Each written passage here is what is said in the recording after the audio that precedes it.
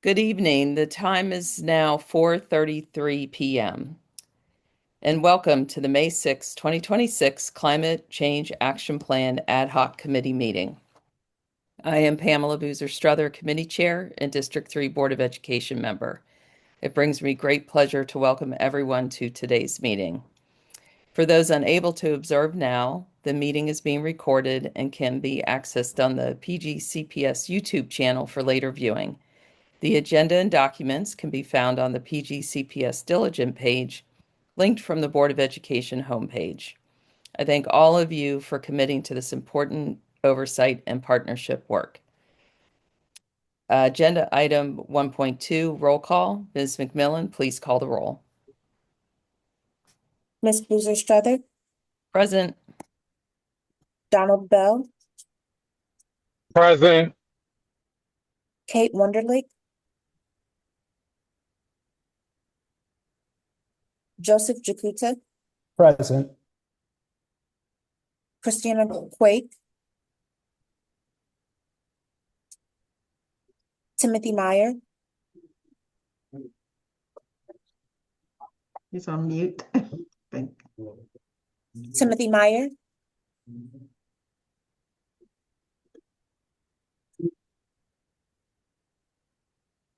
Dorothy Morrison, Present. David Noda, Present. Beth Novick, Present. Ramon Palencia Calvo, Present. Antoine Thompson, James Roberson, Present. James Duban Garcia, Maya Gudera, Olivia Thomas, Sophia Villar, and Michael Witherspoon. Present. There are 10 members present. We have a quorum. So we will now move to 1.3, adoption of the meeting agenda. And I'll just pause for a moment. I think our attendees may actually be panelists for the session, that we may need to move them over. I see Miss Mariscal and Rojni from Brighter Bites. If you could help with that while we're moving forward the agenda. So 1.3, adoption of the meeting agenda. If there are no objections, the committee shall adopt the May 6, 2026 meeting agenda. There being no objections, the May 6, 2026 meeting agenda is adopted. Agenda item 1.4, approval of the meeting minutes. If there are no corrections, the committee shall approve the February 18th, 2026 meeting minutes as distributed. There being no corrections, the February 18th, 2026 meeting minutes are approved. Agenda item 2.0, presentations. There are 6 items for discussion this evening. For each item, we will limit each member's questions and feedback to 2.5 minutes per round, unless a motion is taken for additional rounds. There will be 2 rounds per agenda item. Before we move to the Director of Sustainability report, I would like to welcome our special expert guests. Each of them will be introduced under their presentation agenda items. And one other change this evening, we will be moving item 2.6, the 2026 Maryland General Assembly Legislative Update Review of Past Bills, as our first item. So I will recognize Mr. Timothy Meyer to provide the legislative updates. Thank you. Thank you very much, Chair Boozer Strother. And I don't think I was able to say that I was present during the roll call because I was having some technical issues. So I am present. If it's possible for someone to share I put together a list in a document that can be sent to all committee members. But if it's possible to share that and scroll along as I give the updates, but otherwise I'll just read it from safe passenger seat in my car right now. The first bill, there's 10 different bills that I was tracking that were either climate, transportation, or pedestrian safety related this legislative session. And the first one is HB 79, the Climate Solutions Affordability Act of 2026. That was a bill that PGCPS took no position on. But I'm going to note tonight that I wish that's one that we had actively opposed. The bill has been introduced several times in the past and is always opposed by the Maryland Department of the Environment and many of the leading environmental organizations throughout the state. And the key phrase in the description of it is that climate solutions should be carried out to the extent economically practical, which is really coded language for finding a fiscal reason to not implement climate action. So the bill was referred to the House Environment and Transportation Committee, had a hearing, but didn't have a committee vote, didn't go anywhere. But going forward, if the bill comes back next year, that's one that I would advocate for PGCPS to take an official opposed position on. The next bill, which is the only one of these that actually passed, or one of the only ones that actually passed, is HB 429, SB 599. It's on-farm organics and wasted food reduction and diversion grant programs. And the bill helps promote composting and other food reduction measures similar to what we have in our own PGCPS Climate Change Action Plan.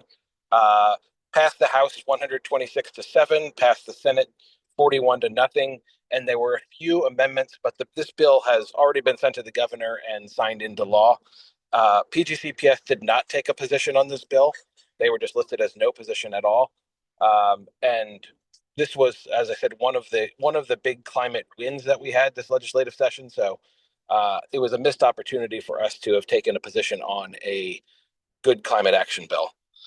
Next is HB 614, SB 381, School Building Energy Usage Monthly Report. PGCPS took a support position. This would be a way of tracking data on energy uses and then reporting that data to the Interagency Commission on School Construction. It was referred to 2 House committees, had hearings but no vote, and then went to the Senate EEE Education, Energy, and the Environment Committee, also had a hearing and no vote. And you might note that is there's going to be a common theme with a lot of bills we're discussing today and a lot of education bills in general, is there were a lot of bills that either passed one chamber and then did nothing, usually in the Senate, or just good bills that had hearings and there wasn't the will to move them forward one way or the other. The next bill, I'm actually wearing my Ruby Bridges Walk to School Day shirt because today was National Walk, Bike, and Roll to School Day. Next bill is HB 486, SB 526. That is the PGCPS supported bill that would have established Ruby Bridges Walk to School Day statewide in Maryland. For the second year in a row, we had a great House hearing, unanimously passed that, or not unanimously. We overwhelmingly passed the House of Delegates. Last year, overwhelmingly passed House of Delegates. This year, both years, the bill died in the Senate EEE committee. And when I say it was not taken unanimously, there's actually been a social media campaign over the last, both during legislative session and over the last couple days, that a couple delegates have decided to make this bill their target for social media posturing. But I already have a commitment from at least one member to bring this bill back next year. And I'm going to be working over the next couple months to continue building more support. So next year we will be bringing back the Ruby Bridges Walk to School Day bill for the 3rd year in a row. And I know we have the support in the House, so the key is going to be getting it through the Senate. The next bill, another school pedestrian safety related bill, HB 1491, SB 71. That's the Jurisdictional Safe Pathways Commission establishment. The best way to describe this bill is it would be similar to a statewide version of the county. Prince George's County had our school pedestrian safety work group that board members and several other people from PGCPS served on. This would, it's not exactly the same, but it would, the closest parallel is that this would be a wide of that, looking at different types of safe pathway recommendations that could be made both statewide and in communities throughout the state. Keeping with the theme, it was referred to the House Environment and Transportation Committee and the Senate Education, Energy, and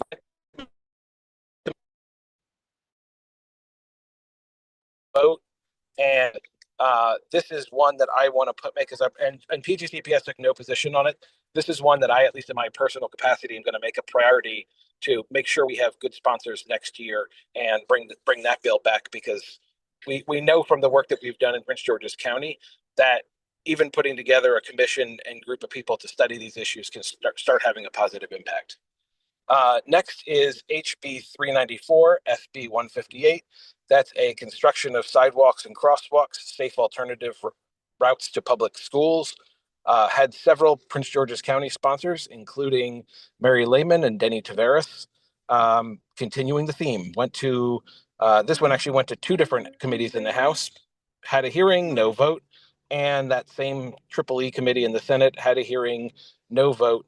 I will say the criticism of this bill has always been that it has a high local fiscal cost, which varies, but it would shift costs onto local and county governments.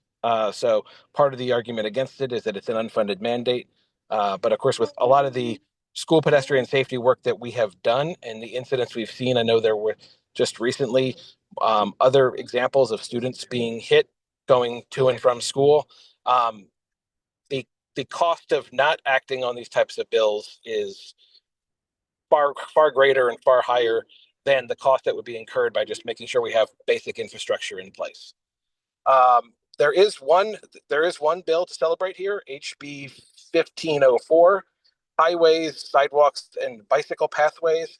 It is also known as the Honorable Ann Healey Pedestrian Safety Act of 2026.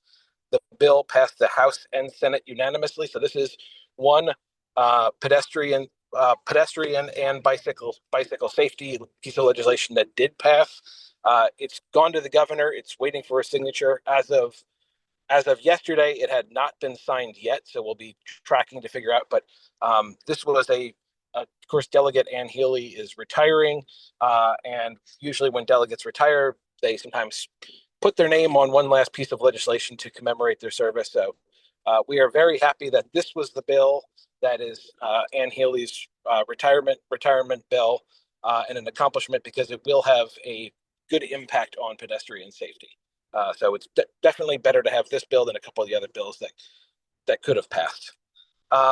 Two school bus related bills, and then one last one. HB 110 is a school bus seatbelt bill introduced by Denny Tavares, referred to committee, never really got any traction. And then there is one other bus bill, HB 1019, school bus transition, propane powered school buses, grant program, fund and purchase. This was sponsored by Jason Buckle, who's the Republican leader in the House, and Seth Howard, who's another delegate.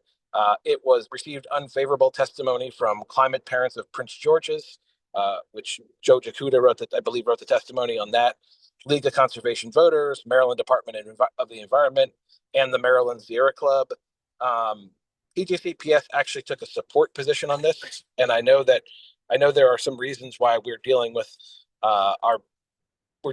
issues with our bus fleet, and so we need to try to get buses any way that we can. But in a perfect world, hopefully next year we could be making a push for electric school buses and not the propane buses. But the bill went to committee, didn't have a hearing. Perhaps went to committee, had a hearing, but no vote. And the very last bill that I want to highlight, which is in some ways one of the more important bills of the session, HB 1329, SB 934, Education Public School Construction Funding. And the short version of this bill is it would have taken the state's goal on school construction and from $4 million a year, $550 million. And unfortunately, the bill went to the Appropriations Committee in the House, had a hearing. I testified in person on it. but it didn't have a vote. I submitted testimony to the Senate Budget and Taxation Committee. They also had a hearing, give the vote. So this was the best opportunity for a school construction funding bill this legislative session that would have helped all public schools. There was one other one that passed that is very narrow and targeted, but this was the best opportunity to tackle school construction, and it didn't go anywhere. And I'm noting school construction in the context of our climate change action group because, of course, school construction and modernization is one of the best ways that we get more climate resilient schools. All of these schools that are being built are climate upgrades over the schools that they're replacing. And so even though there's an environmental cost to getting rid of old materials and construction themselves, we know from our own experience in Prince George's County that investing in school construction is one of the most important things we can do for climate action in the school system. So there were many other bills, but these were the 10 that I chose to focus on. And that concludes my report on the legislative session, but I can answer any questions if anyone has any. All right. Thank you, Tim, for that very comprehensive report. And I will now open it up to questions about any of these bills. Joseph? Well, not so much a question, board member, but there was one additional bill that we're going to tag team on that I wanted to make sure got brought to folks' attention. This was HB 1532. It was called the Utility Relief Act. Of course, as soon as I start talking, the kids come home. Let me go right upstairs. The Utility Relief Act, was the omnibus Frankenstein of an energy bill, about 200 pages long, and buried in there there's a program called the Strategic Energy Investment Fund. It's money that is provided by alternative payments for energy companies that they can't meet their solar requirements.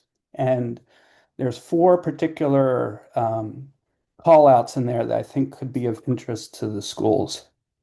In state governments 920B-05, 27 states to provide funding for clean energy and efficiency programs for buildings, including low-income household energy efficiency and school electrification. Number 28 is to provide funding for transportation-related emission reductions programs, including electric vehicle charging infrastructure and electric school bus deployment. 29 is to provide funding for electric system resiliency programs, including microgrid installation and resiliency hubs. And 15 is to provide loan and grants for building electrification, including electrified district energy systems and electrified thermal energy generation assets within a district energy system, and transportation electrification. So definitely 27 and 28 have specific call outs for schools. And then 29 and 15 possibly have funding streams related to what we're doing. And that's it. Thank you so much for providing that additional information on that bill and the sort of themes that are overlapping where we're headed. So that does sound very positive for PGCPS. Anyone else have questions on the legislative session? All right, I'm not seeing any hands in the moment, so we will now go back to the top of the agenda, 2.1, Director of Sustainability Report, and the chair recognizes Director Morrison. Thank you. Thank you, Board Member Bruce Struthers. Good evening, committee members and those watching virtually, our virtual participants. The sustainability report essentially is just a summary of updates since the last meeting. And we also do a deep dive or focus presentation. And tonight, that presentation will be on priority area 5, which is food waste reduction and growing climate-friendly food. But before we get to that, quick updates. As we do every year, thanks to the Schmidt Center in collaboration with some other CTE programs and DSR, was able to host the Student Environmental Summit successfully. It was a 2-day event. The first day was at the Bowie State University, and we had about 23 schools and 234 students in attendance. Day 2 was at the Bladensburg waterfront, and we had about 21 schools participating with 179 students in attendance. The second Climate Ambassadors training was also hosted on April 22nd and the 23rd. This is a partnership with Eco America. And in terms of upcoming events, we have the Sustainability and Climate Change Leadership Summit on May the 27th. Invitations went out, I believe, last week and maybe early this week as well. This year, this event will be at the Patuxent Wildlife Refuge. And if you have not gotten the invitation, let me know. I've also included the link here. Oh, I'm sorry. I just realized that the presentation wasn't, Mike, I'm sorry. I just realized the presentation wasn't up. Are you able to do that? Thank you. There we go. So I think we're on the second slide. There we go. Thank you. So there we have the registration link for those who are available and interested in attending. Please go ahead and register because we do have a cutoff number. So if you can register ASAP, that would be great. So you would be included. Okay, so the next priority area is priority area 2, which is our carbon footprint reduction. And PGCPS is currently in the enrollment process with the energy cap, building energy performance standards. I believe Mr. Myers mentioned earlier that buildings with a square footage of 35,000 square feet are required to report. So that's a lot of our administrative buildings. And they're due on June 1st of 2026 of this year. So next slide, please. We are still working on the solar master contract. It's taken a while. As you recall, we did the RFI, and now we're working with some consultants so we can put that RFP out, and we'll have pre-vetted vendors that would be under contract so that we will deploy our solar projects in our various schools. Priority area 4, I apologize. It was Sean Matlock. I guess he was saying, but I didn't know if he was on the call. Priority area 4 speaks about the low carbon school transportation. Happy to report that the grant we applied for in the amount of $1.6 million roughly has been awarded to PGCPS in April. Last month it was awarded. And this funding would go towards infrastructure upgrades, specifically at our Greenbelt and Crossland bus lots. So that's we're very excited about that, especially now when funding is very short. So we're very happy to have these to receive these awards. We have also released an RFP. It's out on the street right now, and this is the RFP to get a contractor to work with us to install our charging infrastructure as well as operate and maintain them. And the RFP closes this Friday, actually, May the 8th. We have also launched a new focus group on electric school bus and lot modernization, which was established and is being chaired by Board Member Buza Struthers and co-chaired by Board Member Olivo. So more on that. Next slide, please. Oh, there we go. So like, what happened to it? So we've had just to kind of let everybody know, we've had 2 meetings of that focus group that was developed with the electric school buses, and we'll have the 3rd one on the 13th, I believe, of May. So if you all are available, please join in and participate. Okay, so April was a very busy month for us, as we know, Earth Month. And these are just some of the events that occurred in the month of April. We had a partnership with EcoHero, and they were able to deliver a live stream educational event for our elementary schools. and we had about 12,285 students participate. So that's a very huge number. We're very excited about that we had so many kids participate, and the focus was on recycling, composting, and reducing waste. And this is just an innovative way to engage the kids with music and storytelling. Moving on to priority area 7, climate resilient land management. The state of Maryland is kicking off what they're calling a schoolyard forest program. It's a tree planting event, and happy to say that Prince George's County was the first school that helped the state kick off this event. So we're very proud of that. Micah, do you want to, I don't know if, I think there was a press release. This link is going to take you to a press release. I'm not going to take too much time on showing you that, but there is a press release that DNR put out. It's on their web page, and it highlights the event. So that was on April the 20th. And along the lines of resilient land management, we have been working, diligently with, all the different departments within the school system to develop an SOP of sorts, a standard operating procedure, but it's actually an MOU, and that allows partners that want to partner with the school system to do things like tree planting, community garden, food forest. And so Christine is leading that effort. And so we're happy to announce that it's in the final stages. It'll be signed by the general counsel, and that will serve as a template or the SOP moving forward for future projects like that.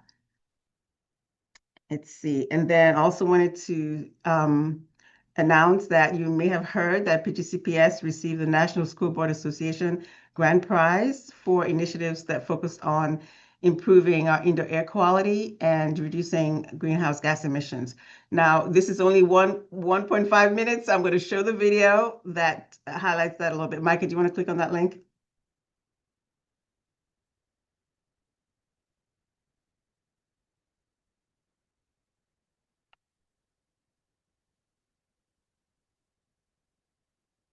Oh, no sound.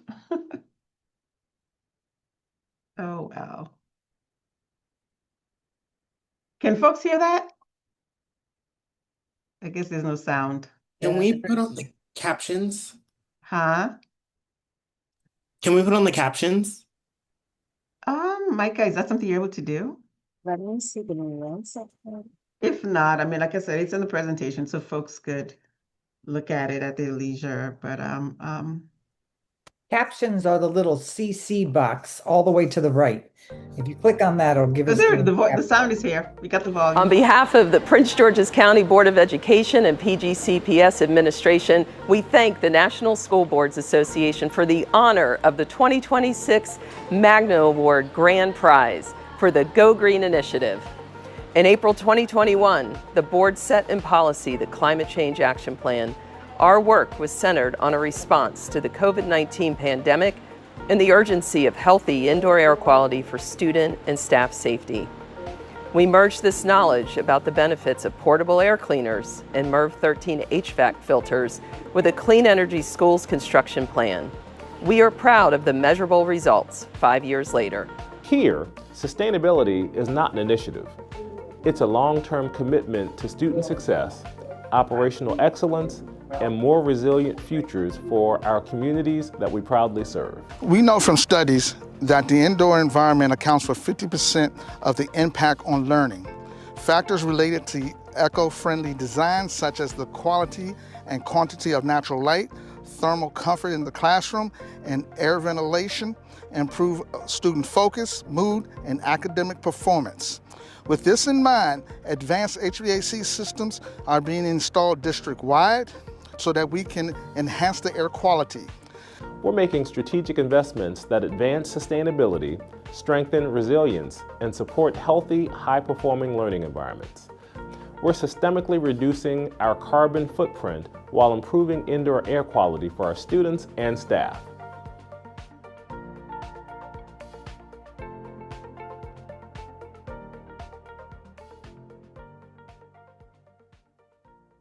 Thank you, Micah. So I just wanted to add that, well, first of all, give ourselves a round of applause, and just wanted to add that the superintendent, the board's chair, and board member Bruce Struthers were there to accept the award, And special thanks also to Ms. Sheila Stevens, who was there to give a presentation about the Indoor Air Quality Program and Plan. So with that, before we get into our deeper dive, I'd like to open it up to questions if anyone has any questions. I'll watch for hands. Anyone have questions on this portion of the agenda? Joseph? Thank you, and congratulations on the award. That's really great news. I'm wondering about how many school buses both of the lots will be able to charge once that project's completed. Sure. So we have 8 in each location, and those are by, I guess that's the terminology, by ports. So that essentially would be 16 at Crossland, 16 at Greenbelt for a total of 32. And that should, because right now I think we have 21 buses in hand, and we have another 8 that we are about to purchase. So that would take care of like the whole fleet. Is there a way to do like staggered charging too if you have more come on, or is it? Oh yeah, definitely. This is just starters. Essentially, those 2 locations will obviously, as the funding becomes available, we will obviously build more charging, but we want to make sure we have the charging infrastructure. And I know Director Baldwin, I don't know if he's on the call, but I know he's very adamant about us having the charging infrastructure to charge the buses. So yeah, that's a high priority. And we've actually communicated it to some of the state funders that while we appreciate all your funding, if you could fund us to have the infrastructure in place, and not just the buses, right? Because to date, it's just been the buses.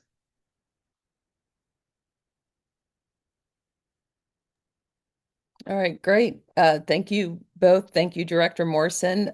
Before we move to 2.2, I would like to acknowledge my colleague, student member of the board, Ari Ajakaye. She is joining us today because she did make the portion of this work around the food and nutrition services and the tastings that James Duan Garcia also worked on as part of this group, a priority for her 1-year term as student member of the board. And I thought it would be great to have her here in case she can be part of the discussion after Director Kirkland. So thank you so much, Ari, for joining us. I see you coming on camera now. Agenda item 2.2, presentation on priority 5, reduce food waste and grow climate-friendly food. The chair recognizes Director of Food and Nutrition Services, Mary Kirkland. Thank you. Hi, good evening, everyone. So as Board Member Struthers mentioned, one of our goals for this year in terms of priority 5, we've been conducting taste tests with our student member of the board, and outside of our student member of the board as well too. We've conducted it with several schools, but in terms of the climate-friendly food service, one thing that we have done, at least for our Innovation Zone schools, we received a local school food grant, and with those funds, we provided fresh produce in our Innovation Zone schools to our Innovation Zone schools from a local farmer, which is Moon Valley Farms. And so for the last month, actually, every week, those schools received a shipment of fresh strawberries to serve on the lines in those schools. Just due to it wasn't district-wide, just due to the amount in which the grant was. So we focused on those 33 schools to work with our a local farmer through that grant. But in addition to just developing our menu and things of that nature and doing taste tests, earlier this year, the first taste test we did to kick off the year was with our student member of the board and her, I'm going to say her cabinet, where we partner with one of our vendors, JTM, and we focused on plant-based options. And so we really focused around a pea protein, and we did that with taco meat, as well as a pasta dish. And then we also just did, it is a gluten-free, clean all beef meatball that we did with different sauces that are also gluten-free. So really focusing on plant-based, but then also allergens. And I don't know if Ari, if you wanted to speak to your experience with that, and then I can share what we've done outside of that taste test as well too. Yes, so thank you, Dr. Kirkland, and thank you so much, Board Member Bridges-Strother and all members of the committee for having me here today. So basically from the food taste testing, it was really fun. Like it was a fun experience, from what I gathered from all the Small Advisory Council members. They enjoyed tasting the food, they gave positive feedback. And of course I told them that, be honest right now, because this, like if you say that you really like this food that we're tasting right now, this is what's going to be, placed inside of like the school lunch cafeterias and also like served pretty much every single day. So they gave their raw, honest opinions. I enjoyed the food that I ate that day. It was really nice. So to be part of the experience. And of course, I'm really glad that other schools were also able to like the food and nutrition team is able to move it to other schools all across the district so that other schools can also have a taste of it as well. Thank you. And so outside of that taste test as well too, we really focused on using whole muscle meat for what we offer our students. And so also we did do a taste test with some of our chicken tenders. So that we can actually get a better product in using whole muscle white meat chicken, so that it's a better product in general. And so even with that, we are transitioning our menu to incorporate that, as well as we also just did another taste test. I believe it was at Benjamin Tasker Middle School, where we were focused on our walking taco, where we also had some of another JTM product that we wanted to taste test. And even that product in itself was well received and is going to be on the menu for next year. But one way that we have reached out to schools to continue some of our taste tests is to put out a memo to let schools sign up so that we can get more, we can hear more from our students from district-wide across the district. And with that, we've had a great response. And so throughout the month of May, we'll be doing several more taste tests as well too, to include some gluten-free options for our students, as well as one thing we're talking with our just our vendors for next year is to ensure that while yes, we have commodity dollars, we really want to focus on our US DoD funds that we get, ensuring that we get more fresh fruits and vegetables served on our lines for our students, just so that they have more options to choose from, and it's not necessarily things that are processed and things of that nature. And that goes from having carrot sticks to a variety of apples to even having a harvest of the month for next school year. So then we can really focus on that, and we can have nutrition education to go along with it, because we currently have a fresh fruit and vegetable program that operates in select schools that are determined by the state. And so in using that, using the list of produce that we would use for that program, we're going to also utilize that as the harvest of the month to have on the actual menu for next year, and provide nutrition education to go along with it. So then while certain schools are funded by the state, we're funding the other schools to introduce students to different fruits and vegetables on their menu in general. But in addition to that, with our just some of our the things that we package our food in, we've been working with our vendor, Acme, to get different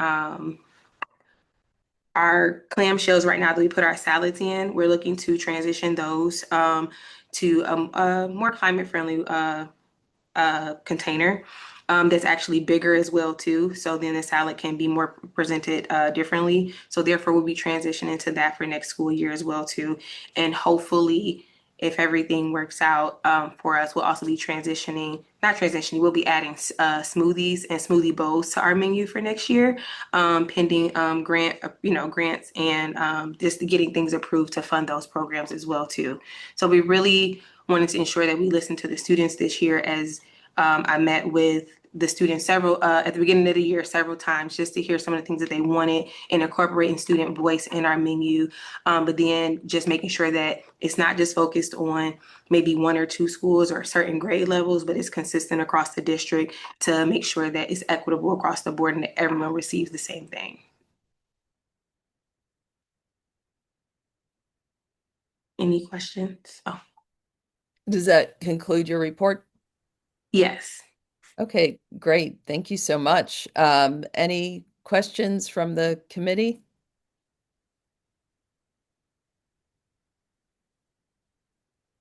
Ms. Novick?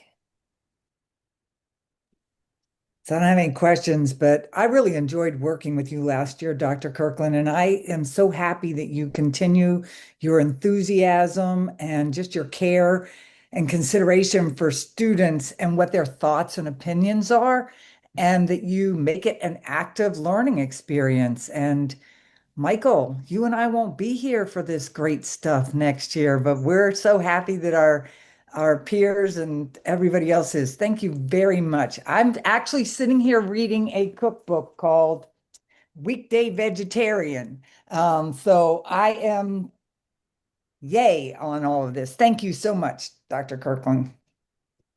Thank you for just, I would say this, even though I know you won't be here and Michael may not be here, just know that this is also the work that you all have put in to help make this change and bring things to the forefront for us to really take action and and bring it to life for the students. So thank you all as well too.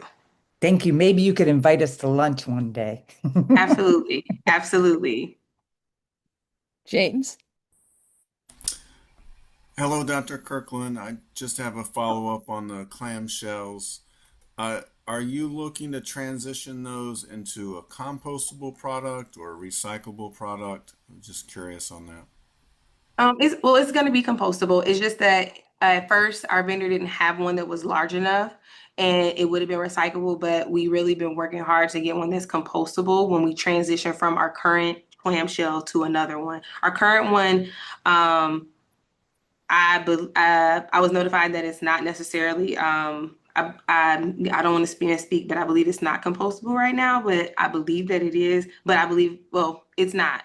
And so in transitioning to that, we've really worked hard to work with our vendor to find something that is compostable, that also is bigger so it presents better and we can fit more vegetables inside the actual container.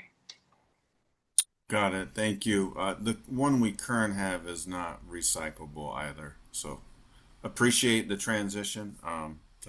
It's definitely helpful.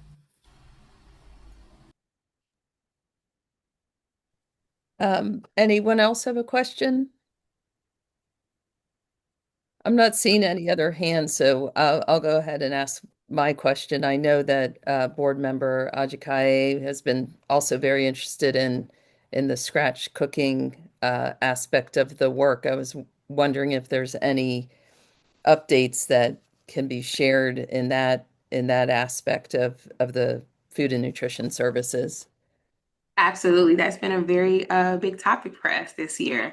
And so with that, how we have approached the scratch cooking is we started with our infrastructure inside of our schools and seeing exactly like what equipment they have and is scratch cooking possible, right? And with that, I have visited other school districts that actually do scratch cooking to see like how they, you know, what equipment they have. Do they have a central production facility? How can we transition what they do into our kitchens? And so we're still in the beginning stages of it and planning it out. But I will say that even for next school year, while you may not see raw proteins on our menu and things of that nature for next school year, because there's a training aspect that goes into that. As I talked about the smoothies, as I talked about the fresh vegetables and things of that nature, while those are fresh speed scratch options that we're going to start with. And then as we get more training for our staff and things of that nature, our hope is to transition to actual hot items that are that can be made from scratch. But right now we're still in the beginning stages and the planning stages and really working on like what we can do and where we can start to get this into our schools. Yeah, thank you so much. Board member, are you still able to come on camera and comment on this aspect of the work? Yes, I'm not able to come on camera because I'm currently in transportation to my Swamp Advisory Council meeting tonight. But Yes, for the scratch cooking, I actually learned about it during one of our conferences throughout the year from another district across, the United States of America. And they said that that is one of the things that have been going good for them because it allows students to like actually see the foods that, well, like they know that the foods that they're eating inside of their schools are being created from scratch materials that they can even like see at home. And then it's being served to them fresh and hot inside of the cafeterias. And that is pretty much my comment on that. My apologies for not having my camera on. Oh, that's all right. We were so happy that you could fit in joining us for a time. I know you're going to be leaving us by 5:30.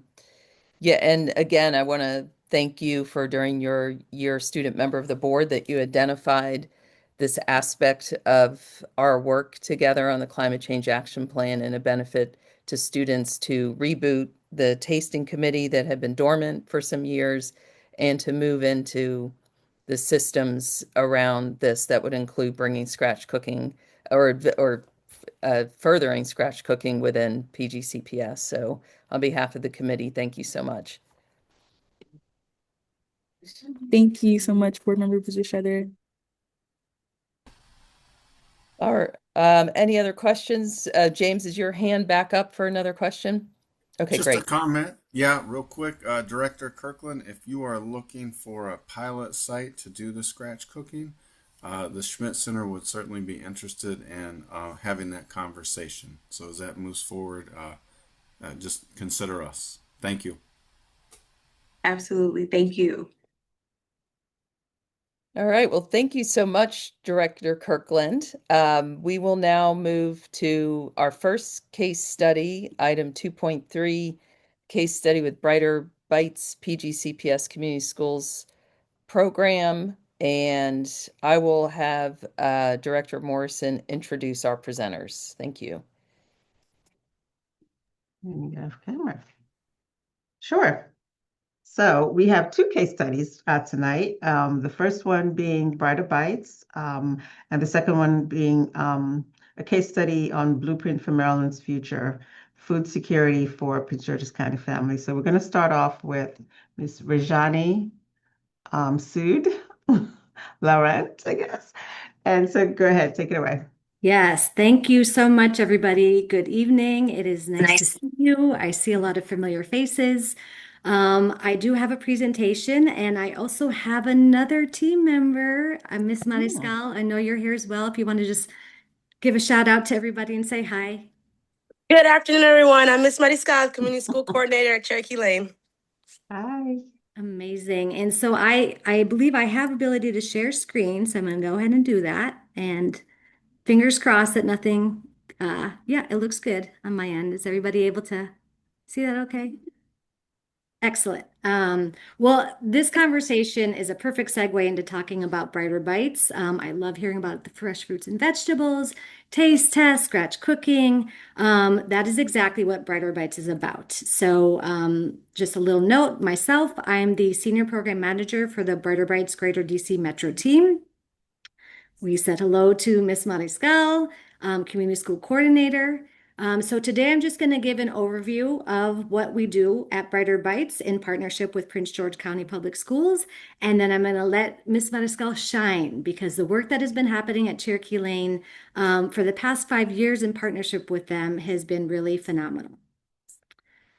So what exactly is Brighter Bites? We're a nationwide nutrition education nonprofit. We got started in 2012 in Houston, and we have grown. Our mission is across the whole country, creating these communities of health through fresh food. We do that in 3 simple ways. We make sure that people have access. You can't eat healthy if you don't have access. So throughout the school year, we are providing families at our partner schools with food. Healthy food, fresh food. We also do nutrition education.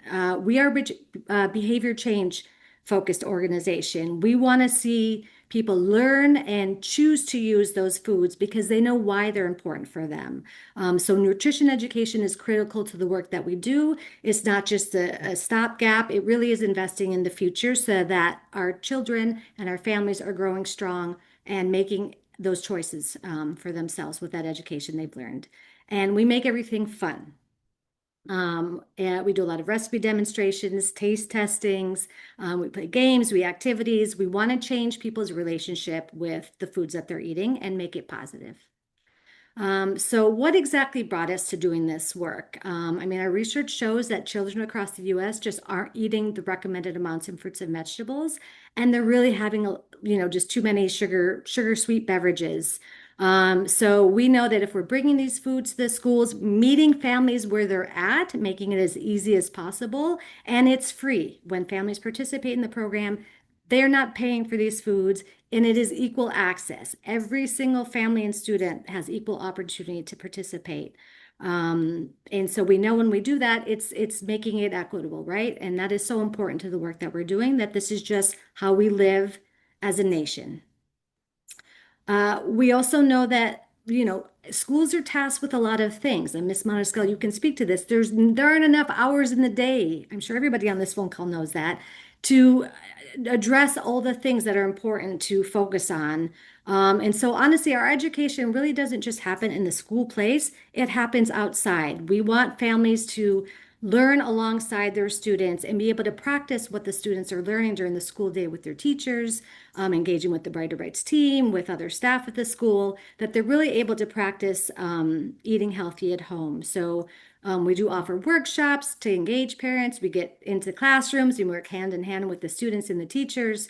It's really bringing healthy eating and nutrition to the forefront and integrating it rather than having it live outside of our existing curriculum, because we all know that you need to be well and you need to take care of yourself and be strong in order to be productive, right? Yes.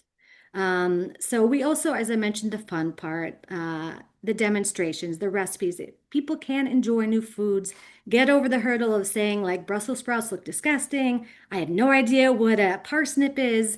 We get them past that point, right? We have recipes, everything's available in English and Spanish. And like I said, we're always making it fun and always getting their feedback. I think a little bit later I talk about, actually, this is perfect. Yep. We are always interested, are we doing what we committed to doing?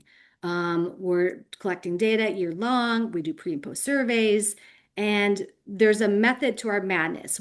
I said we're a long-term investment. 3 years at a minimum. That's what we're looking to do with each partner school.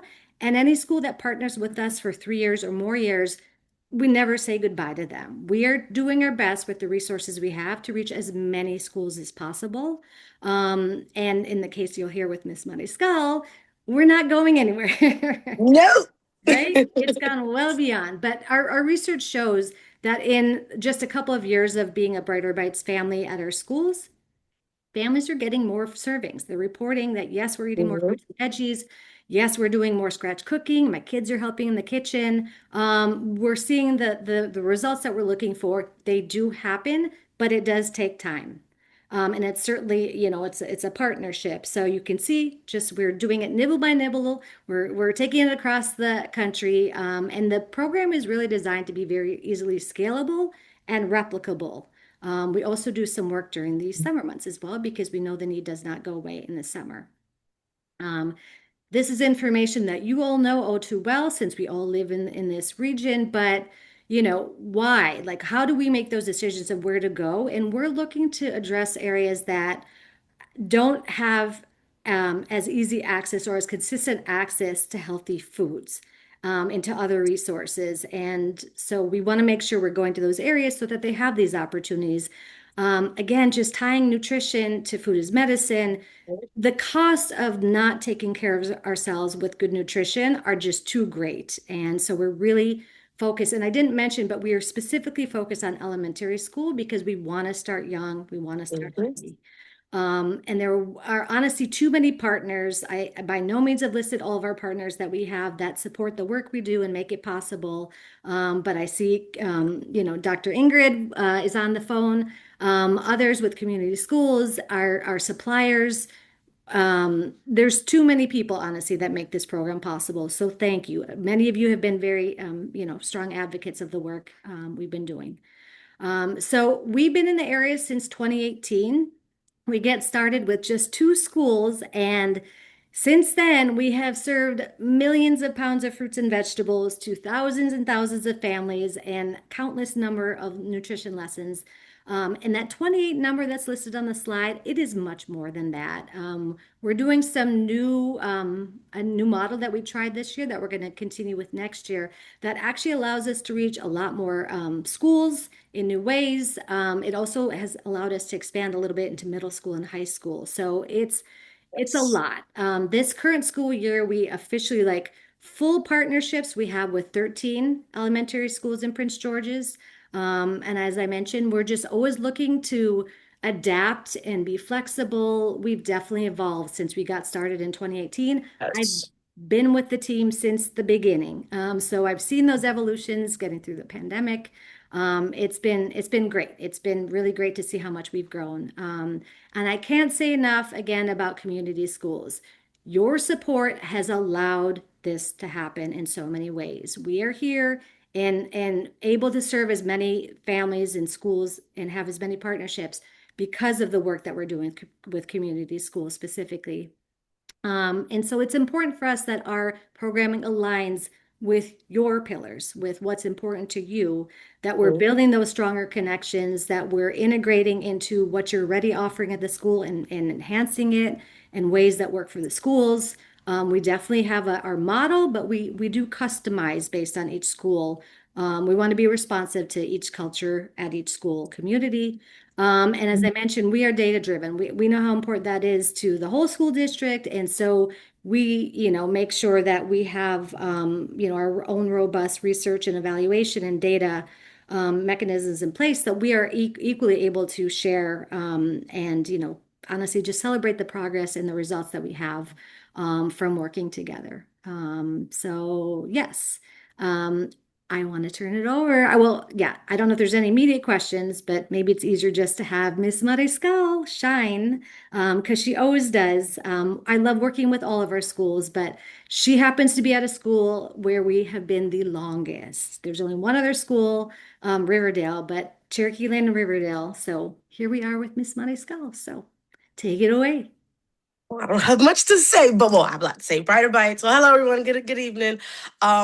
Brighter Bites was like my first partnership as a community school coordinator, and throughout the years we have grown. We have just grown tremendously and have made such an impact in our community and our families. Brighter Bites, honestly, it's part of our Cherokee Lane family. Families are so involved. They're so engaged. As Rodney shared, just having the different cooking demos, our distributions, having them go into classrooms, the fact that children are asking to eat healthy and wanting to eat broccoli and all these different vegetables and learning about the rainbow and how to match our foods. It's just been an amazing partnership. I believe, Ms. Rodney, you had some more slides on the presentation to share. Can I continue just kind of talking about those? Yeah, no, please. Yes, Oh, that's why I okay. had them. Yep. Oh, and then I know we got a little video to show. I kind of wanted you guys to see the little video. It's a really cute little video. We had our Office of Partnerships, Community Partnerships come out and they spotlighted us. So it's a cute little video. I'm not sure if we're able to share that. I know, and I'm seeing on my screen no. it's like No. black box here. Maybe Excuse me, sorry to interrupt. I can share for you. Hold on. Can you do that? Yeah, sorry. Yes. Thank you.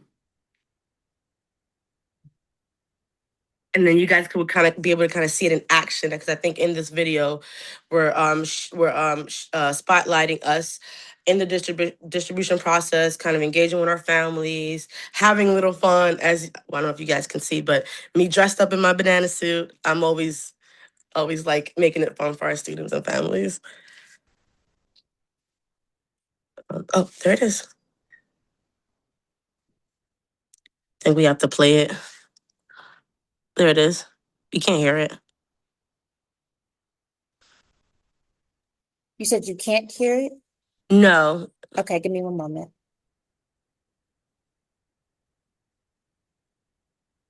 And in this video, you can see that our families and everyone is bagging with this year, since we are kind of working with the new model with Brighter Bites. We now are not doing the bagging process. The fresh food and produce, it comes in boxes when it comes time for distribution. So that's one big change from what we used to do. Okay, so because it's via YouTube, I'll have to just play it with closed captions. Okay, that's fine. Okay. So that way everybody can see it at least. And then I guess I could just talk as we...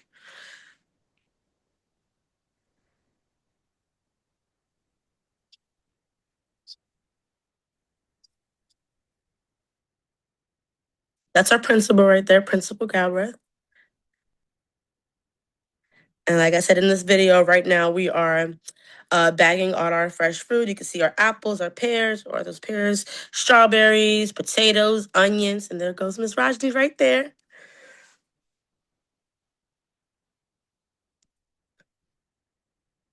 And then our families would come through the bag, pick up their food, also have a little bit of, chat with us, learn a few things while they're coming to pick up. That's also our garden, which we have through our community partner, Nemus Garden.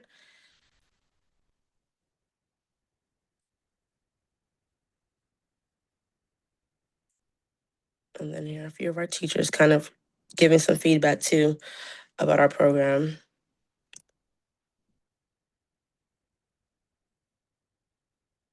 And then we also have samples out there. So when families and students come, they're able to sample some of the items. And there you see me with one of my students.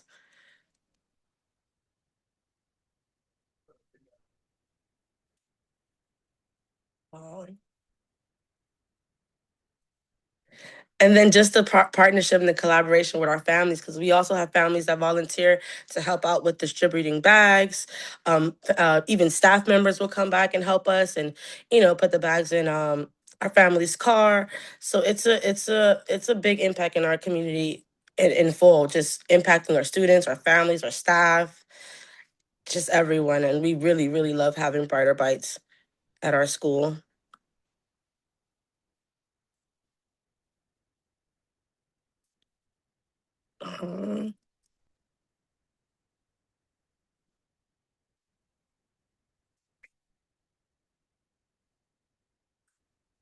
And then there's another parent that was sharing some information too, how now their family eats healthy based off all the things that she was able to learn. Oh, and there's the banana suit.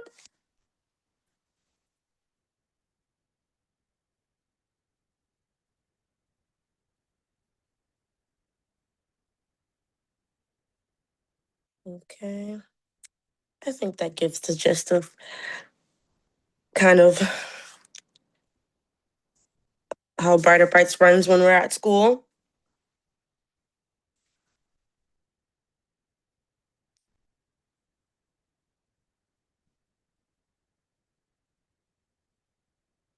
Yeah, every year I want to make sure I have the Brighter Bites partnership. Right, we're not going anywhere. Yep. So I just kind of wanted to share before, like Ms. Rajan shared, many students were limited to the access of fresh fruit and vegetables at home. And now with having Brighter Bites, they're able to regularly receive produce, nutrition education, hands-on activities. And we really have encouraged them to have healthier habits at home and at school. And again, like I said, when you see students coming to you and saying they want to eat vegetables and broccoli and they're trying new things, it really makes a difference, and it puts a smile on our face because they're really taking in all this information and they're learning and they're doing and they're teaching their parents, and then their parents are wanting to eat healthy. So it's a whole cycle of learning and growing together.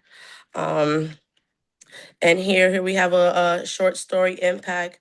Like I have said, a family has shared that before it was difficult for them to kind of receive these fresh vegetables at home. But once that partnership with Brighter Bites came into place, they were able to receive boxes or bags every 2 weeks, bi-weekly.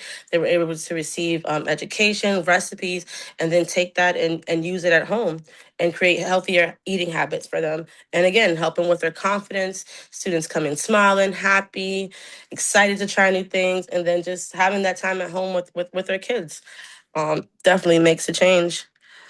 And here is a quote from one of our families that they also share. Brighter Bites has made a real difference for our family. My child is more excited to try new fruits and vegetables, and we've learned healthier eating habits together. And I can just say, you see those little red shirts. When students see us coming in the building with our red shirts, they get excited. They're ready. They're like, Brighter Bites is here today. So every time Rajni walks in the door, and I'm sure she can share too, we always have a big welcome. Everyone's always smiling because we really have become family through our partnership. And it's just, yeah, that's what I said. Brighter Bites is not going nowhere because it's truly made a difference in our community. And as you can see here over time, I remember my first year as a community school coordinator. I didn't know which way to turn, what I was going to do, how I was going to, help these families. But that first year, creating that partnership with Brighter Bites, having our distribution, and then year 2, kind of it increasing, families being more aware. Again, year 3, more monthly distribution. We're building that partnership, having Rajni come in, doing cooking demos, even participating in our community events, and just being able to table or share or just anything, just always being involved. And again, year 4, students are more aware of the healthy eating habits. It's really integrating into our whole school wellness efforts. And today, when I tell you Brighter Bites is a self-oiled running machine, it's a self-oiled running machine. I know when Sophia's coming in, hey Sophia, she knows where to go, she knows what to do. It's a self-running program. It's beautiful. And as being a community school coordinator, getting to this point with this partnership is amazing. So it's been easy now because now the work is self-running. The families know what to do, they know where to go, and it's amazing.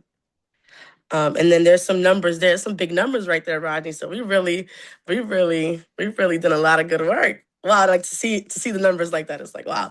So within the past, I think going on our 6th year together, 5-6 years. This one is our 5th year. So 5th going year, into 5th next year year. would be 6. Yeah. Yeah, and that's how long I've been a community school coordinator. So, yeah. No, this, so I know we may be getting to the end of our allotted time for the presentation. Always welcome conversations and questions afterwards and joining us. Anybody who wants to come join us at any of our partner schools, we love it. But because this was focused on your strategic priority 5 within the climate change action plan, there are things that Brighter Bites has been doing, and maybe even before the plan, was fully established and passed and adopted by the school board and the school district. But we are the food we get is donated from the local food bank. So we are helping to redirect food so that it's not getting wasted. We are, sharing different ways to help enjoy it and use it. Again, contributing to not just, potatoes again, let's just toss them, I don't need them. Moving past that and finding new ways to enjoy some of the same foods. Sharing with our networks if there is surplus. We have a sort of approved in-network list that we can reach out to so that it's even further helping with that. We've talked a lot about engaging with the community, having the parents and students and even community members come and actually package the food at the schools. That happens is a game changer, honestly. You have teams build, you have people sharing, you have people networking, you have people offering to do other things, support in other ways. So many things start to happen just from having that regular touch point. I think that's one of the strong points about Brighter Bites is there is a structure and a repetition to it that is sustained over time. And so it allows for these more in-depth, partnerships to happen. And I don't know, I don't need to read everything, I guess, on this slide, but just there's a lot of things that I think relate to supporting Priority 5 and the overall school district.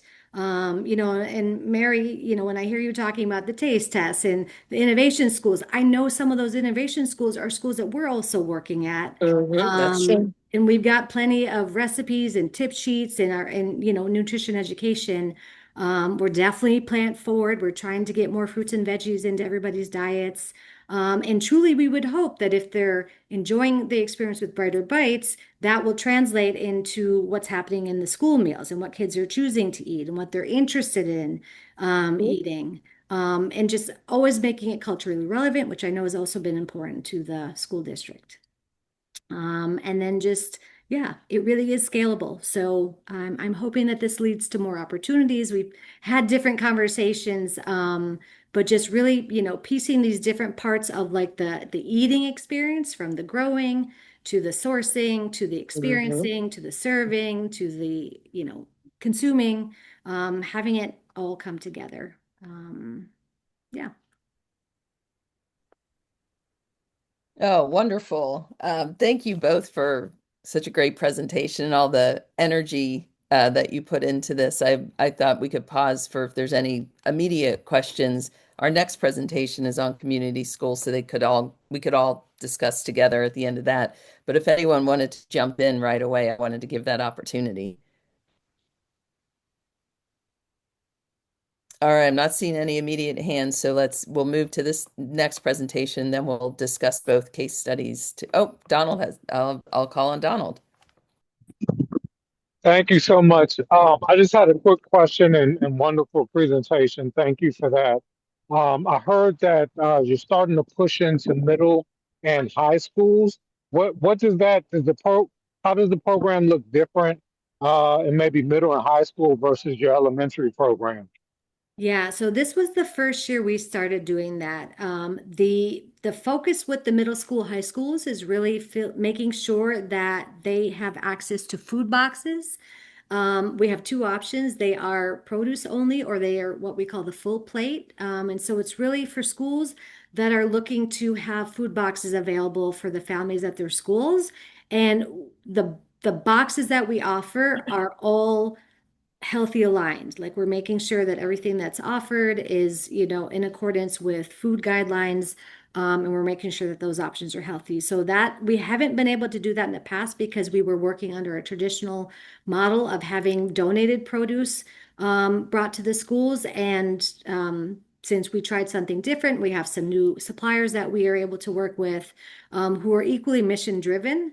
And trying to make sure that the food that's being served in the community is it's not just calories, but it really is of like high nutritional quality and standards, and also the variety. We are now going into next year, this was our pilot this year, but we've heard from schools that need to have maybe more like Hispanic inspired boxes. So some of the fruits and vegetables or other items that are being offered are going to be more customized based on what the school, who the school is working with. So we also have ready-made meals. We've got a partner actually who's been doing some school meal work in other school districts. So everything they make is scratch cooked. They're amazing meals. And so again, just giving schools more of those options. We know that schools have already been doing this, that they've already been getting boxes. They've been, they work with vendors to bring in food. And so we're just adding that extra service to what Brighter Bites does. So that we can be more inclusive, because we have never not wanted to work with middle schools and high schools. Thankfully, a lot of them have siblings in elementary schools, I will say, so there is that continuity. But this has opened the door for us to start building those partnerships. And I wouldn't put it past Brighter Bites to think, keep thinking about how can we bring in the nutrition education to the older grades as well. All right, great. Thank you so much. So we'll now go to our second case study. Let me get to my script here. The Blueprint for Maryland's Future, Pillar 4, Food Security for PGCPS Families. And then, of course, I hope Brighter Bites, Ms. Mariscal, the team can stick around and answer questions before we close this evening. So good afternoon, everyone. Chairperson Bruce Struthers, thank you for having me here. I feel kind of like I'm part of the family already, because we had Director Kirkland and we had Brighter Bites, which are the two entities that we do ensure that we're not working in silos. We're trying to always break down silos when it comes to food insecurity with our students and families. So I'm excited because you've already heard from my colleagues, and I'm just going to be like the end of the meal. You've had the appetizer, you had the entree, now I'm going to be the dessert. So I'm going to share my screen.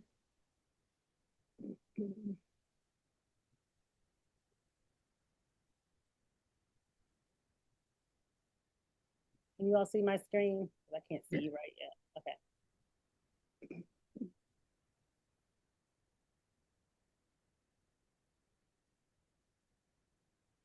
Okay, so again, good evening, everyone. I'm here to talk about addressing food insecurity in our community schools. The first question that we always work with whomever we interact with, we're always talking about branding community schools and PGCPS. And so we want to talk about what are community schools.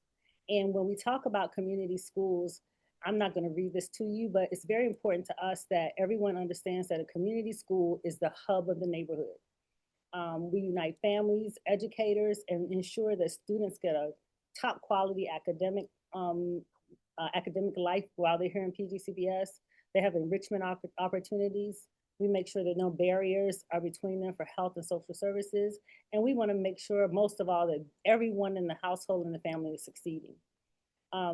What we currently have now for community schools and PGCPS is 147 of our schools are community schools. Next year, we'll be at 148. We only have one new school coming on board. This is the first time we've only had one school. Normally, we range between 15 and 20 schools every year. Hold on. So how does a school become a community school is another question that we're always receiving. A community school is a formula base that we get from Department of Education, from Maryland's Department of Education. And it's based on a 4-year average of schools living in poverty, excluding the years of 2020 and 2021. Currently, is any student that falls in a concentration of poverty rate of 55% or higher allows their school to be a community school. Oh, sorry. I'm going back. Let me go back. Okay.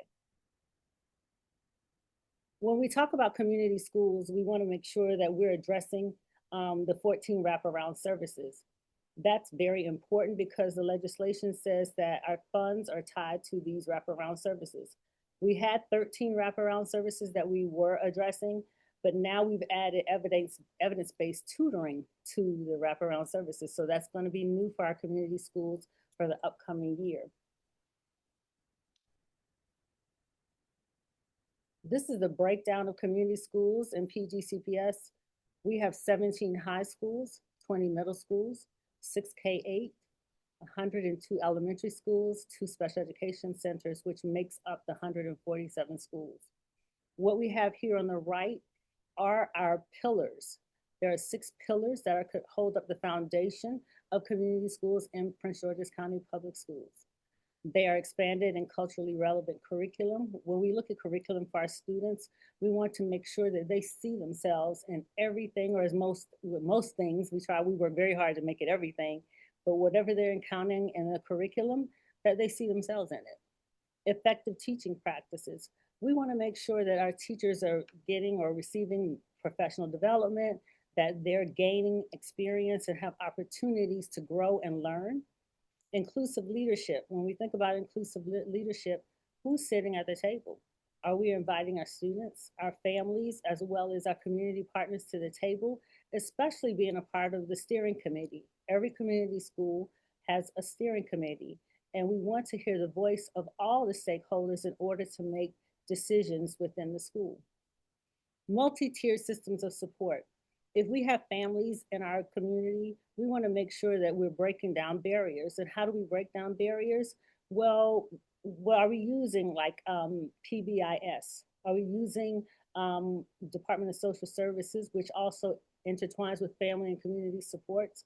Are we looking for ways to find and develop or prevent how we look at our students and our families? And how are we supporting them in different ways? Community support services. The idea about community schools is, how will you operate without funding? So are you utilizing the community? How are you using your faith-based organizations? How are you using your civic associations? How are you using the local gas station? So how are we using our pillars within our communities to uplift the community school strategy to break down barriers for our students and our families? as we think about breaking down the barrier of food insecurity, one of the things in the Office of Community Schools that we've done is we participated in the Giant Nourishing Our Youth Roundup program. So what does that mean? Normally in the summertime, well, let me back up. I completed an application for Prince George's County Public Schools, and in completing that application, it means that when you go shop at Giant, you have the opportunity to round up your bill.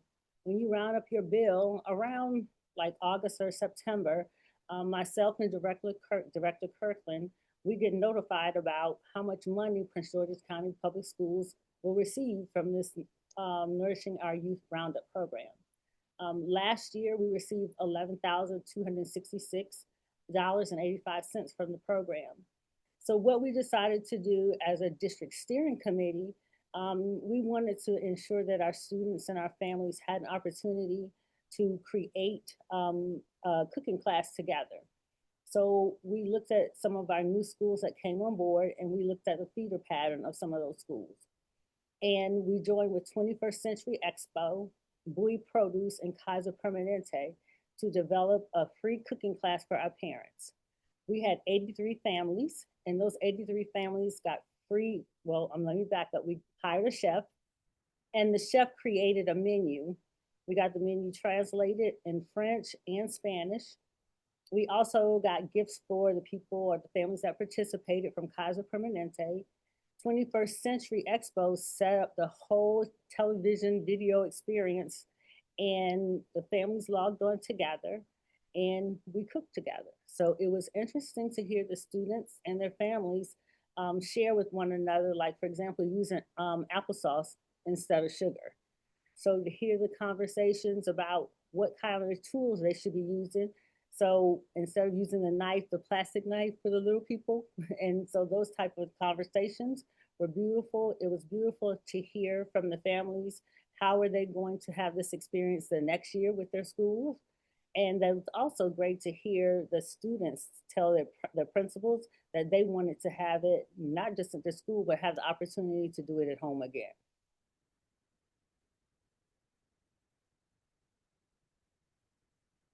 So Cherokee Lane and Brighter Bites took my thunder. I'm sorry, by having the same video. So you've already seen the video because there are shining stars as far as working with Brighter Bites, Marisol, as well as Raji. You all are wonderful, they're amazing, and they've been with us the longest. So we wanted to highlight them for reducing food insecurity. They're so good that I've been to the school one day and they got me to eat some cauliflower, which is not my favorite at all. So, and the kids made me eat too. So I was guilty. When we talk about food insecurity, it's important for our students and our families to have a wide variety of vendors to provide those opportunities. Of course, you heard from Brighter Bites today, but we also have Capital Area Food Bank. We also have Hungry Harvest, Bowie Produce, Linda Benn Foundation, and the People's Market. They are the approved vendors that we've been working with to give the students and the families an array of experiences at no cost. We want to make sure that the cost of food is not a barrier for our families. Also, we've discovered that we've had to help our families understand we don't want any personal information, especially going through the immigration things that they're going through in their lives. We don't want that type of information from them. So with the family markets, for example, with Capital Area Food Bank, we have about, I think I'm going ahead of myself. Let me not go ahead of myself. Let me go back to also with the food insecurity and vendors and partners. I will tell you that we also have with Director Kirkland and the Food Nutrition Services, we've been able to have 132 schools that are part of the CEP program. And part of the CEP program means that USDA has provided or make sure that we provide free breakfast as well as lunch to students in the schools that have the highest poverty in a district or in a school. So they don't have to pay for any breakfast or lunch in 132 of those schools. And 132 of those schools are community schools, majority of them. So students don't have to worry about breakfast or lunch when they come to the schools. And they can also have opportunity to have free produce at their schools as well.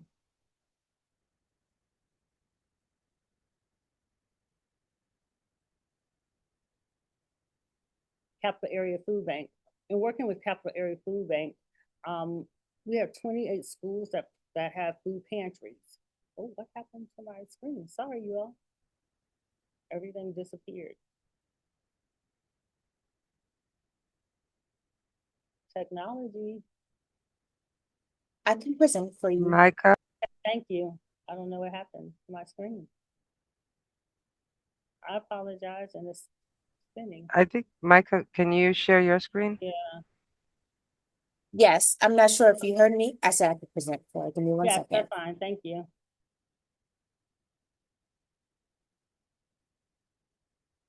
I can't even stop sharing, Micah. You have to, it won't stop.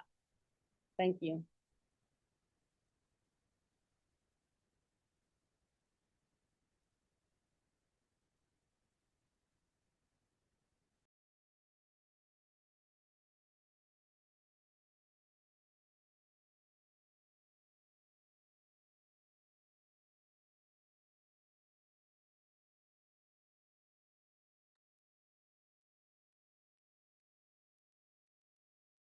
Thank you, Micah. So currently with Capital Area Food Bank, we have 28 food pantries located in our schools. We have 35 family markets, and we're going to add an additional 4 schools, which will be Greenbelt Middle School, Paint Branch Elementary School, Eisenhower Middle School, and hopefully we can get William Wirt added to those schools as well. So we make sure that those are other opportunities. And just because it's in those schools does not mean that families have to have children in those schools. It's anyone in the community that comes to the school and they need food, they're not denied access to food. Next slide. So according to the Community Schools Blueprint for Maryland Schools, we must conduct a needs assessment every 3 years for existing community schools, and the first year of community schools enter or become a part of our strategy. For the 25-26 school year, the top three needs of our students and families were mental or physical health, as well as supports and the barriers we're seeing a therapist or a counselor. And number 2 is food insecurities. So we make sure that we focus on how to ensure that we provide our students and our families with food any way, any means necessary. We do have community school coordinators, just like Marisol, that even work on the weekends, or they take the food to the families because of the ICE situation. So they work out going into apartment complexes or meeting them at their homes, whatever we need to do to make sure that they get the things that they need or the food they need. Our community school coordinators work with us. We also work with the Department of Social Services. We have school and community engagement advocates that help us with that as well. Next one. This is a list of who's in our office. I'm the director. I have a coordinating supervisor, 6 specialists, and 2 financial analysts, and administrative assistant, and 1 coordinating one program coordinator. Next slide. And I'm open to any questions that you all have about how do we reduce food insecurity. Thank you. All right, thank you so much, Dr. Williams-Horton. And now we can open the floor to questions for both presentations from the community schools. I see Christina's hand up. Yes, thank you all. Wonderful presentations. I appreciate all of you, Director Kirkland, Ms. Rajni Mariscal, and Dr. Williams-Horton for really being able of this presentation. Dr. Williams-Horton, you mentioned you had the full team here as the appetizer, the entree, the dessert. I'm wondering how we could be the aperitif maybe in this, you know? So, you know, especially the importance of not working in silos. And as program manager for the Department of Sustainability with Priority 5, reduce food waste, grow climate friendly food, commit to sustainable materials and climate resilient land management.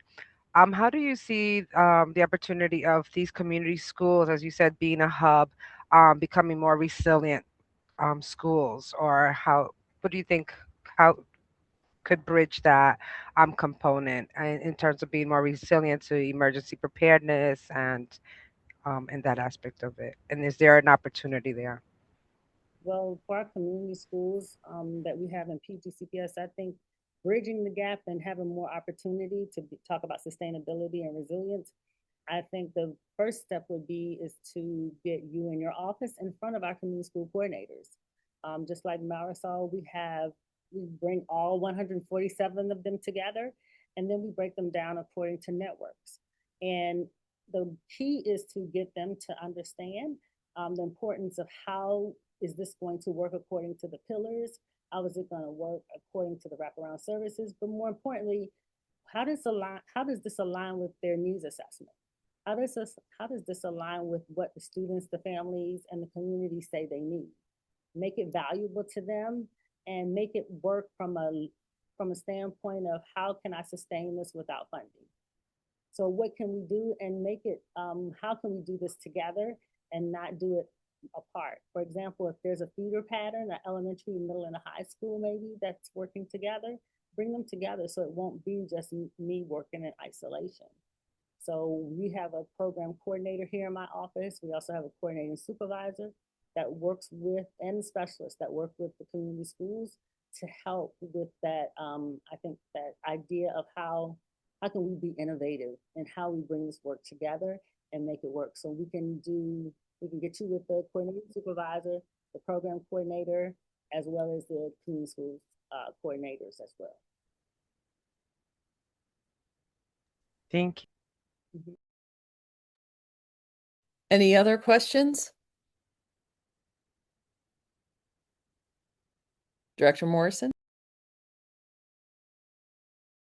You're on mute.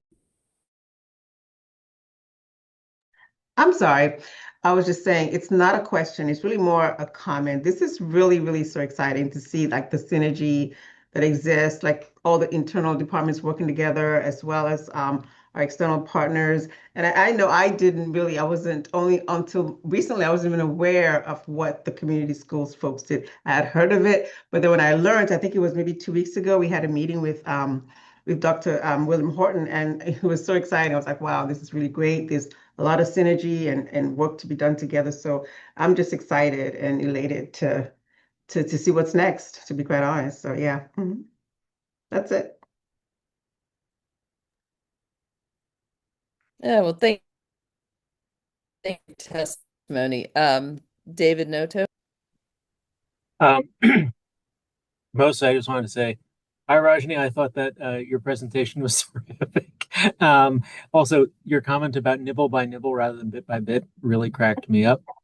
And then also, I really hope that maybe y'all could do a similar presentation to the county council, because I feel like it would be great if they learned about some of this too. Yeah. So that was all. We would be happy to. Some of them have joined us. We always try to get on people's calendar. Literally, if there's anybody, it's the community. We want everybody to be we want to make connections. So absolutely. Yeah.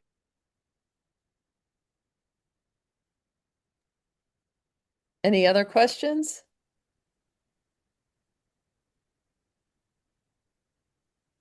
All right, I'm watching for, Ms. Novick, I see your hand. Just briefly, I just want to say, I worked with Keisha Manning over at Kenmore Middle School, community schools person. And boy, that energy of the community schools folks, we love that. You did a beautiful job of really that matters, that you have that kind of connection and energy with the folks in your community. And I know it takes a lot out of you guys to keep that up. So thank you so much for the work you're doing. Thank you, Ms. Novak. We don't call it hard work, we call it heart work. Oh, that's Yeah, absolutely. And I do want to recognize that, when we meet again in June, one of the members of our committee will be a new alumni of PGCPS, Michael Witherspoon. And I did not want to miss the chance to ask Michael if you wanted to comment on this presentation or say anything about this meeting or the work before May 15th when you cross that stage for the Academy of Health Sciences of PGCC. Thank you so much for extending that opportunity to me.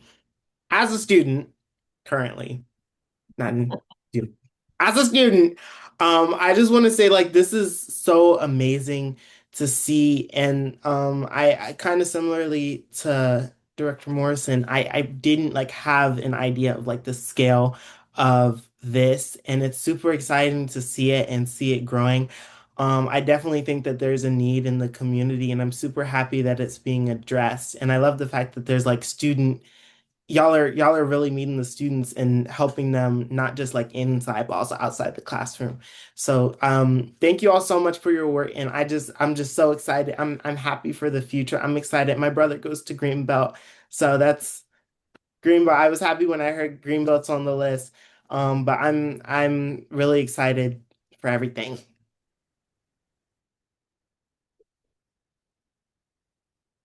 Thank you, Michael. Any response from the presenters?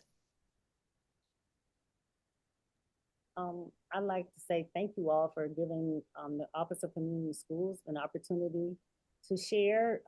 What I shared with you is just a nibble. I'm gonna use Rajni's word, a nibble of the work we do every day in and out for our students and families. So at any point in time that you want to see it and experience it, just let us know, because it's nothing like being exposed to it.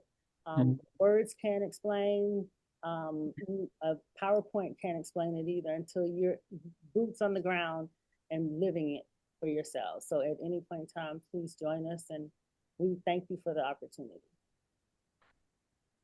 Yeah, and thank you so much to the presenters. And again, congratulations to Michael as you get ready for graduation day. I did want to thank our board member, Amy Olivo, who has been with us for part of the meeting, for joining, and thank all of you for this great discussion on our main agenda items. I have one business item to cover before we adjourn, and that is our meetings for the 2026 meeting calendar and our final meeting. We are coming to a close. So we'll talk about this more in June, what we'll do, the content of each of those meetings. But I did, for your calendars, we will continue to meet on Wednesdays from 4:30 to 6. We'll meet August 19th, October 28th, and December 2nd. And not only will that be our last meeting of the work group, but it will be my very final act as a board member before I retire on December 7th. So means a lot to me that I'll be spending that moment with this group. So I will now move to our adjournment, and here we go. The chair informs the public that the next virtual Climate Change Action Plan Ad Hoc Committee meeting will be held on June 24th, 2026 at 4:30 p.m. Please continue to check the PGCPS board webpage for more information and updates. There being no further business, the time is now 6:10 p.m. and the May 6, 2026 Climate Change Action Plan Ad Hoc Committee meeting is adjourned. Thank you all so much and have a great evening. Have a good evening, everyone. Thank Take care. you. Take care, everyone. Thank Thank you. you. Bye-bye. Thank you. Bye.